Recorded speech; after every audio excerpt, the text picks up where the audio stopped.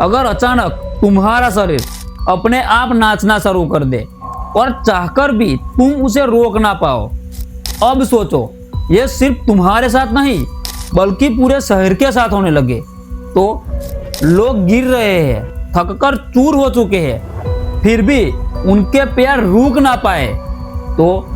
और सबसे डरावनी बात, ये कोई कहानी नहीं है, इतिहास में पहले ऐसा सच में हो चुका है।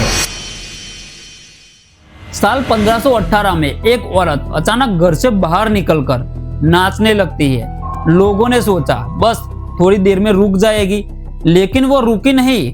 कुछ घंटों में उसके साथ और लोग जुड़ते गए और धीरे धीरे पूरा शहर, लोग दिन रात बिना रुके नाचते रहे। ना खाना ना नींद, बस नाच, जब तक शरीर जवाब ना दे दे। इसे इतिहास में कहा जाता है dancing plague of 1518।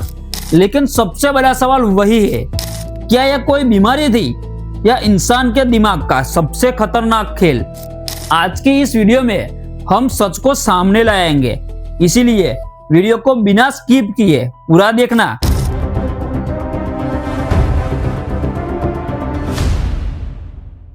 July 1518 France के शहर स्ट्रासबर्ग की एक महिला फ्राउ ट्रोफिया अचानक अपने घर से बाहर निकलती है और सड़क पर बिना किसी म्यूजिक के नाचना शुरू कर देती है। यह कोई खुशी का नाच नहीं था, ये ऐसा था जैसे उसका शरीर उसके कंट्रोल में ही नहीं। वो घंटों तक नाचती रही। लोगों ने सोचा थोड़ी देर में रुक जाएगी, लेकिन वो अगले दिन भी नाचती रही। फिर तीसरे दिन, फिर चौथे दिन, लगातार 4-6 दिन तक। अब लोग डरने लगे थे, लेकिन कहानी यही खत्म नहीं होती। धीरे धीरे कुछ और लोग भी उसी तरह नाचने लगे। पहले 5, फिर 10, फिर कुछ दिनों में करीब 30 लोग और कुछ हफ्तों में लगभग 400 के आसपास लोग एक साथ नाच रहे थे। ये लोग अपनी मर्जी से नहीं नाच रहे थे, ये अनकंट्रोलेबल था। शरीर जवाब दे रहा था, लेकिन नाच रुक नहीं रहा था। लोग दर्द में थे, कुछ गिर जाते फिर उठकर नाचने लगते। क्या यह कोई बीमारी थी या लोगों के दिमाग पर किसी चीज का असर? शहर के डॉक्टर भी हैरान थे।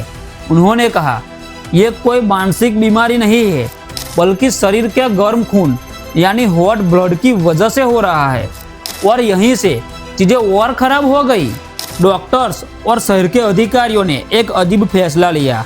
उन्होंने कहा लोग नाच रहे हैं तो उन्हें नाचने दो ताकि वो थककर रुक जाए।